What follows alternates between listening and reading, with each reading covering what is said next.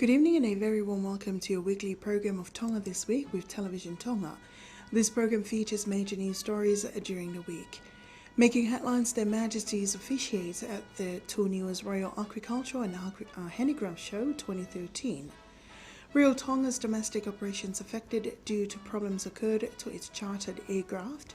Tonga joins other international markets in banning the local consumption and selling of the Caricare milk formula, and three Asian men, along with two others, have been charged of an alleged kidnap. There will be other stories later on in this bulletin. Now for the details, I'm Fatai Whaingaa. His Majesty King Dabo VI officially opened Niuatotapu's Royal Agricultural and Handicrafts Show on Wednesday this week. In his royal opening address, His Majesty reminded the people on the island that although the northern island of Niuatotapu lies remotely on northern waters, however the island's wealth lies on its fertile soil and rich ocean. We'll join Kalalaine Tonglava with that report. The Royal Agricultural and Handicraft Show 2013 kickstart in the northern island of Niuatotapu. Their Majesties King Dabo VI and Queen Anasba'u officiated at Matangi Malia grounds in the capital of the island in Hihifo. In the royal opening address delivered by His Majesty, he thanked the Almighty for his guidance that enabled the opportunity for the people to gather around for the occasion. His Majesty also revealed that he is pleased to have granted the opportunity to visit with Her Majesty Queen Anasba'u to the island of Niuatotapu. In his royal address, His Majesty stressed that the late King Taufa Ahau Dabo IV had travelled to the island to take part in the last agricultural show in 2000. Also, His Majesty King Dabo V travelled to Niuatotapu in 2008. His Majesty also added during his royal opening address that he had witnessed today the same hospitality given from the people on the island which they have given in the past. King Dabo VI also revealed during his opening address that no one can forget the dreadful disaster that occurred on the island which claimed lives of friends and loved ones of the island. However, His Majesty also called on the people that they should still continue praising the Almighty for granting them with opportunities such as enabling the agriculture show to take place. During his royal address, he emphasized to the people on the island that conducting such shows will help ensure food security in Niuatotapu. His Majesty also believes that achieving food security is in line with the policies and regulations provided from the Food and Agriculture Organization, or FAO. During His Majesty's opening address, he also stressed the need to continue hosting the show because of its aim, which is to make sure that people have enough food supply. His Majesty also spoke of the need to encourage development projects which can help improve people's livelihoods. During the official opening address, to officially open Niuatotapu's Royal Agricultural Show, His Majesty added that the uniqueness of the island's creativity and traditional productions is still different from the rest of the handicrafts and traditional productions that are displayed on the other islands. His Majesty also stressed that he understands that the purpose of conducting this annual show can only be beneficial for the people on the island. Also, King Dabo VI highlighted that although the northern island of Niuatotapu lies at the far north of the Tongan island group, however, the people on the island must take into account the island soils and ocean are rich. In wrapping up his royal address, His Majesty King Dabo VI thanked the people in Niuatotapu for making the show possible by participating and also for maintaining a beautiful island. Meanwhile, in response to the address from the throne, the Minister of Agriculture, Food, Forestry and Fisheries, Sengsta Saulala, thanked Their Majesties King Dabo VI and Queen Anasba'u for officiating at the event. The Honourable Agricultural Minister also thanked His Majesty King Dabo VI for his royal opening address, in which he did not seek any request for the people, but rather His Majesty only addressed the people of the importance of opening economic opportunity for them. Mr. Saulala also says that many government officials are attending the Royal Agricultural Show, which shows the good networking relationship between other government ministries. The Honorable Minister of Agriculture says the Chinese government are conducting various projects to help boost both the agricultural and fisheries sector. However, after the formalities of the opening ceremony, Their Majesties King Dubo VI and Queen Anasbao, followed by distinguished guests, observed the show, with various displays from the people on the island. This is also a historic day for the people of Niuatotapu, as it's been 13 years since the last agricultural show was held on the island. Meanwhile, the people of Niuatotapu conducted various entertainments for Their Majesties. Other guests attending Niuatotapu's Royal Agricultural Show included the acting Prime Minister Samuel Waipulu, some of the cabinet ministers, President of the Free Wesleyan Church Reverend Dr. Ahio, and many guests. Meanwhile, Their Majesties continued their travel onwards to Niuafo'ou, officiating at the island's Royal Agricultural and Handicraft Show for 2013 on Thursday. His Majesty King Dubo VI made the opening address at Niuafo'ou's Royal Agriculture Show. He highlighted how the World Food Day inspired this year's agriculture show, which promotes healthy eating, food security, and lifestyle. The King also encouraged the islanders to farm and consume local food and products from the sea and land. He adds they are fortunate to live on an island decorated by the beauty of nature and to preserve it for future generations. Despite weak communication between the island and Tonga, His Majesty says it's important the islanders manage their resources wisely and be self-sufficient. He continued his encouragement to the people of Niuafo'ou to preserve their traditional possessions and make a living from it, for those possessions are what makes them stand out from other islands. In a speech from the Honourable Minister of Agriculture, Forestry, Food and Fisheries, Sengsta Saulala, he highlights the various improvements seen in the island's agricultural sector, including improvements in farming domestic animals and fruit-bearing trees. The last agricultural show held on the island was in 2000. And on Friday, Their Majesties King Dubo VI and Queen Anasbao arrived in the island of Mava'o. The arrival of Their Majesties in the island comes after they travel on board the MV Otoanga Ofa to officiate the Royal Agricultural and Handicraft Show of the two Niuas. According to our stringer in the island, Ludovico Tapueluelo, Their Majesties arrived at the Halaivalu Wharf around 1 on Friday afternoon. Ludovico says that thousands of the people of the island gathered at the wharf to welcome Their Majesties. Students from various schools also lined up on the road to welcome Their Majesties on their way to the royal residence of Whangatongo. Radio and Television Tonga News understood that the Vava'o Royal Agricultural Show was held yesterday. The domestic air carrier Real Tonga's flight services was on standstill after problems occurred to two planes that has been leased for its domestic operations. It affected their operations to the outer islands, including Ewa. The General Manager of Real Tonga, David Tapalu, told Radio and Television Tonga News that there has been a problem on both the aircraft leased by the company for its domestic flights. A time has not yet been confirmed for when the problem to the plane will be fixed. All Real Tonga flights are disrupted because of the technical problem to the Chatham's charter that we leased. Mr. Palu also said that a Fiji Airways plane will help to relocate around 200 of its passengers. All the passengers of Real Tonga will be relocated, and we have chartered an aircraft from the regional airline Fiji Airways company to serve our customers that have already booked their flight tickets for during this time. The company is then responsible for compensating the other passengers that have booked their tickets and couldn't make this flight. He says they are currently doing their best to ensure that its services resumes as soon as possible. The aircraft that's currently experiencing problems is a 250-seater plane, which is a Conveyor 5.8. Tonga has banned the selling and using of Karikea milk product locally.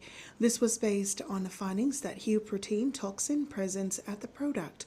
2 batches of Karikea product has been contaminated in New Zealand and has provoked concerns over the product in the kingdom. The Karikea milk is a product made specifically for infant.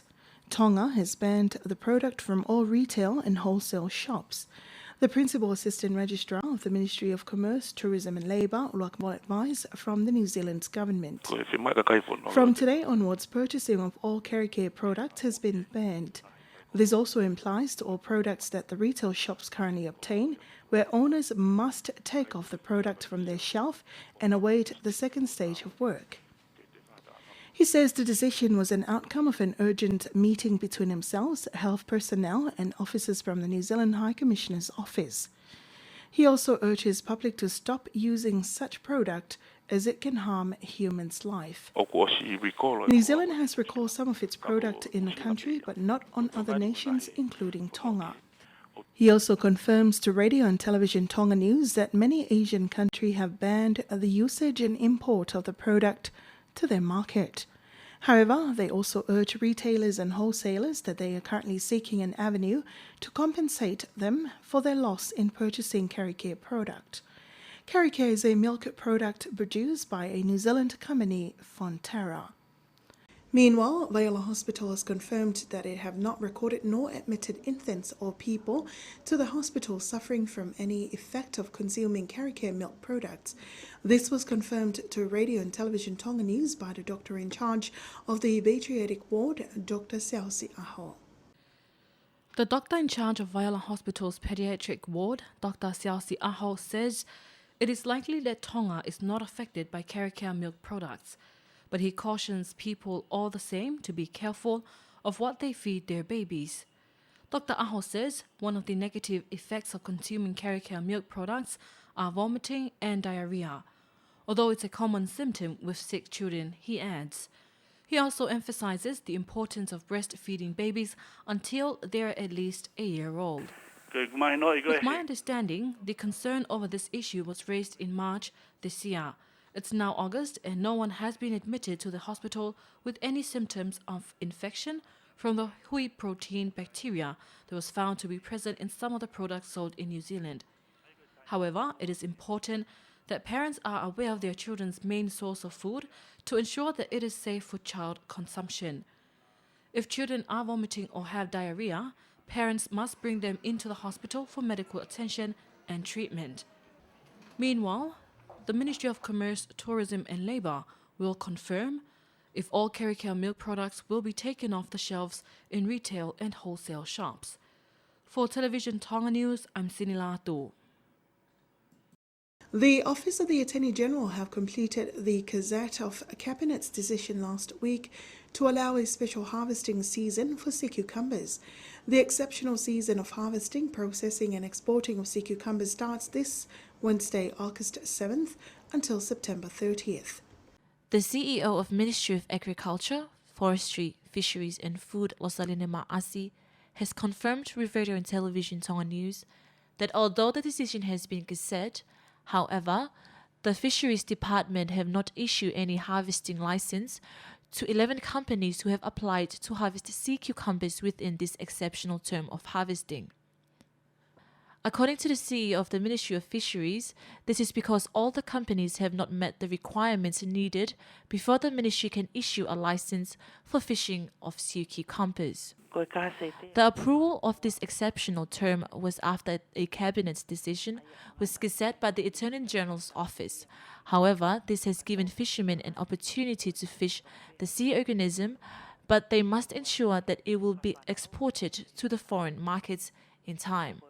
Meanwhile, according to the Fisheries Act, if any companies continues processing of sea cucumbers outside the dates that the law authorizes, then the Fisheries Department have the rights to confiscate all goods for commercial use. The Gazette has allowed the fishing, processing and exporting of the products until September 30th. However, the sea cucumber harvesting is being banned from the period of October to March every year, giving it time to breed. The Honourable Minister of this portfolio have the authority to lift the restrictions on harvesting of sea cucumber, but it was not comply with the public's request. The usual season for harvesting of this sea organism runs from April to July every year. The harvesting season of sea cucumbers is around 30,000 per anga. The Foundation for Improving Government Administration and Service Delivery for the Public Service includes effectiveness, transparency, and authority, amongst other things. This statement was made by the Honourable Prime Minister Lord Ivano during the 3rd Commonwealth Secretariat Forum that was being held in Nuku'alofa. Sinlatu was at the meeting and filed this report. The Honourable Prime Minister, Lord Tuivakano, and members from the Commonwealth countries in the Pacific, whom are currently in Nuku'alofa to participate in the 3rd Commonwealth Secretariat Forum. The purpose is to join in regional deliberations on the issue of administrative leadership that will be useful for their respective countries. The core issue of discussions is to support political and administrative enabling environment at the centre of government. In the opening remarks from the Honourable Prime Minister, Lord Tuivakano said it is important for related agencies and sectors such as the Prime Minister's Office, Ministry of Finance and the Public Service Commission to work together in harmony.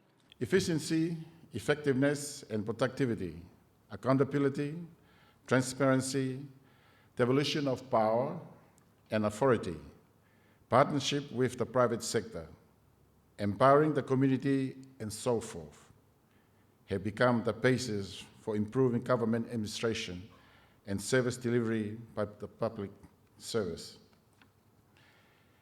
It is quite clear that the central agencies such as the Prime Minister's Office, Ministry of Finance, Public Service Commission, Audit Department, Revenue and Custom Department, and so on, are the drivers of government reforms.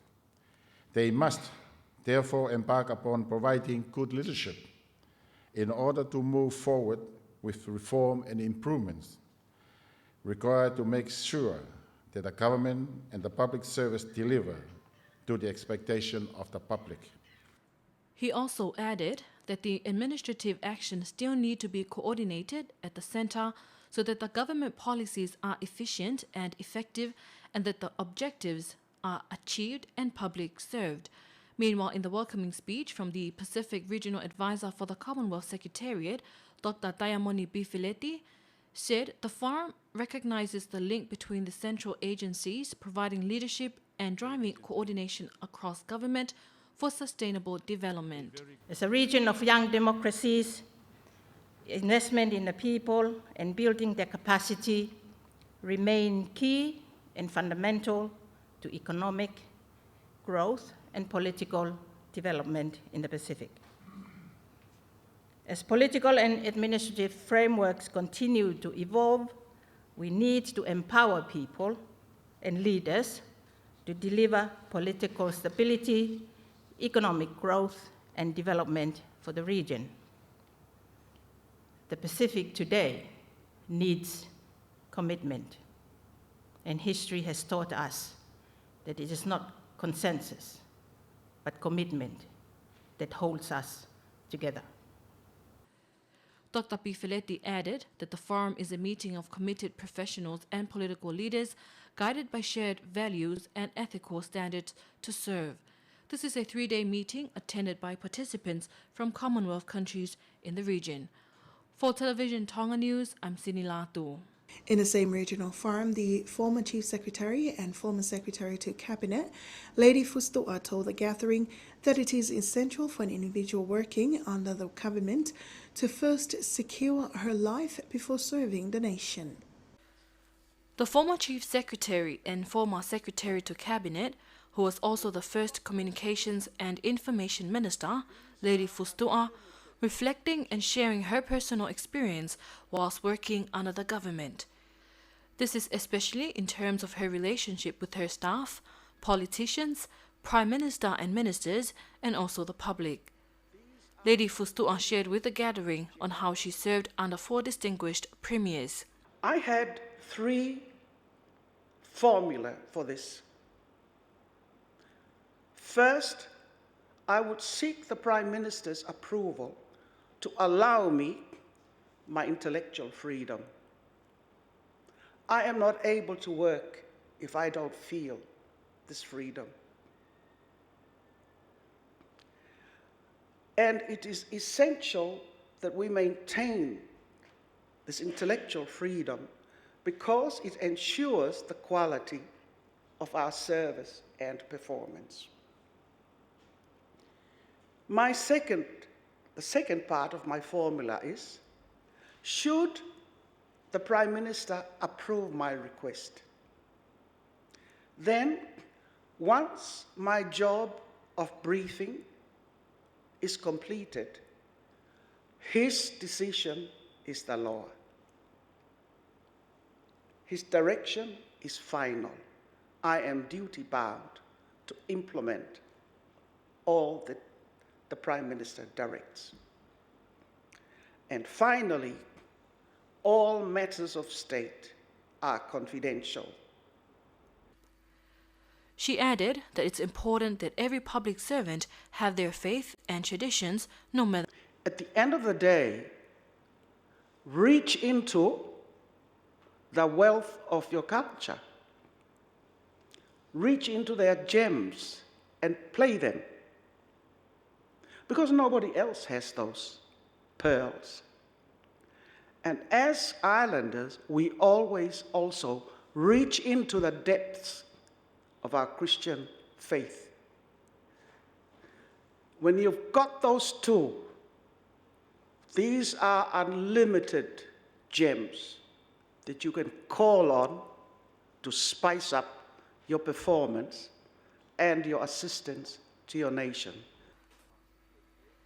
The former Chief Secretary and former Secretary to Cabinet emphasized to the gathering of Chief Executive Officers, Cabinet Secretaries and leading administrators the fundamental task of loving and caring for their staff.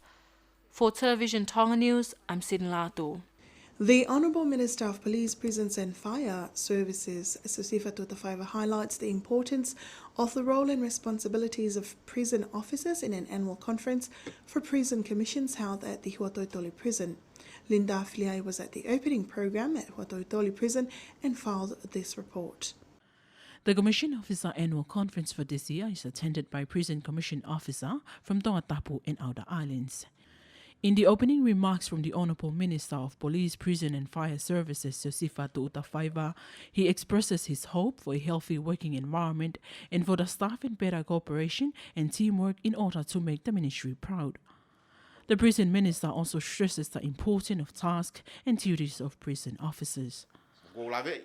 I understand the difficulties prison officers face in carrying out their duties. They are the ones who deal directly with prisoners, who are the people who have no freedoms, and they have been isolated from the society because of their crimes. An important part of prison officers is counseling, encouraging and teaching prisoners to become a better person and preparing them for the day that they are released from prison and go back to the society.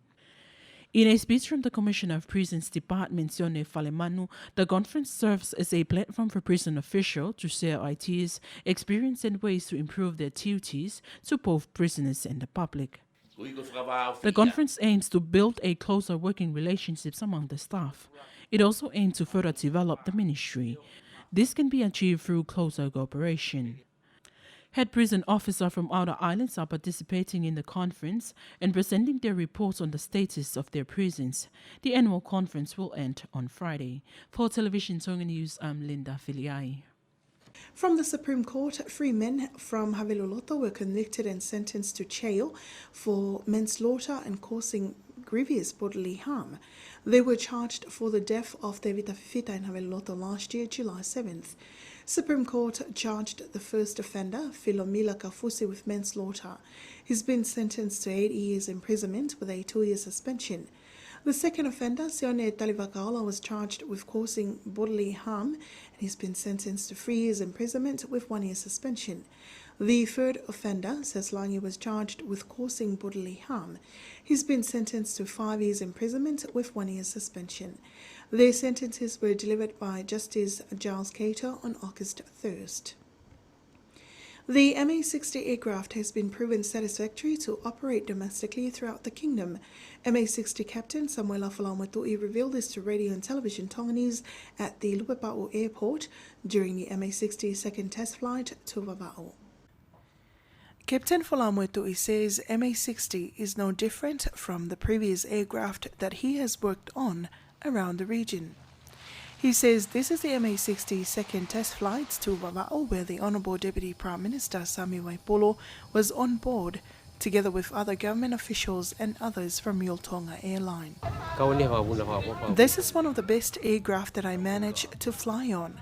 Before arriving the airport, we first took a round flight around Neafu to take a clear look at the airport before touching down. However, everything was perfect as expected. The aircraft and its engine are really good. Meantime, the General Manager of Real Tonga Airline, David Tapalo, told Radio and Television Tonga News that they are yet to decide on when they will commence its operation. However, the Honourable Deputy Prime Minister, Mr. Vaipolo, has already confirmed to Radio and Television Tonga that the MA-60's first commercial flight will be to the island of Vava'o. 5 men, including 3 Asian and 2 others, have been arrested and charged with an alleged armed robbery and unlawful imprisonment.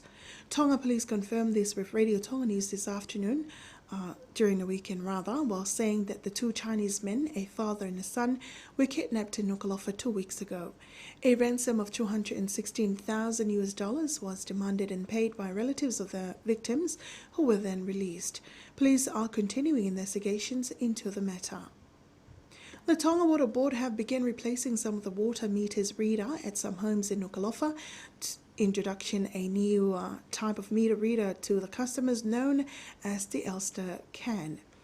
The CEO of the Water Board, Simon Helo, told Radio and Television Tonga News that the new water meter type helps the staff of the board identify those who abuses the usage of water supply. These are new water meters which are replacing the current meter reader in every household in the Nuku'alofa areas. The CEO of Tonga Water Board, Simon Helu, says once this new meter is disconnected, the Tonga Water Board can lock the meter until settling the payment for the reconnection fees. Mr. Helu added that the operation of the old meter type has been challenging because once the meter is disconnected, the staff of the Tonga Water Board have to return it to the office. This new brand meter is known as Elster Can. An expert from New Zealand is in the kingdom in the past few days to teach the staff of Tonga Water Board on how to use this new meter. Introducing these new meters aims to avoid problems like leaking water in the water meters. It also for Tonga Water Board to collect revenue in the future. In the meantime, he also emphasized that introduction of the new meter reader does not aim at increasing the water bills, but it is part of their drives to improve their services. Sometimes the public have abused our water meters, but what is good about introducing this new meter will help identify when the public is trying to abuse it. For instance, if it has been set up for 3 months and has been broken down, it shows that something has gone wrong. These water meters can operate up to 15 years. An estimated amount of 10,000 meters will be needed for Nuku'alofa areas, and this replacement project is expected to be completed by December 2013. The Ministry of Police have raised concerns over youth that have gathered around public areas, especially the bakery shops on Sundays. This comes after fights erupted outside 2 separate bakery shops in the villages of the Taramotonga and Waini. The fight that broke out at a bakery shop at the eastern side of Tonga Tapu were between the youth of the villages of La Paha and Taramotonga. Acting Chief Inspector Tupo'o Tutaha told Radio and Television Tonga News that this has been an ongoing conflict between the youth of these villages. The conflict started when some youths injured a young man from Taramotonga in a fight last Friday. The young man was on his way to work at the Kauli bread shop in town and was drunk when he was attacked. He was later taken to hospital, but fights between the 2 villages have been provoked. He adds a separate conflict occurred at the same afternoon at the Waini bakery shop. Investigations to the matter continue, but no one has been charged. He also voiced his concerns over youth gathering around public areas on Sunday afternoons. This is a reminder to the people that police will start working to disperse youth gatherings around bakery shops. Especially on Sundays, many youth hang around the area and start up these brawls. However, youth involved in the 2 separate brawls last Sunday are reported to be around the ages of 18 to 21. Reporting for Television Tonga News, I'm Sini Lato. And that ends another edition of News with Tonga this week from Television Tonga. Thanking you all for joining us. I'm Fatai Whainga'a. Have a pleasant evening.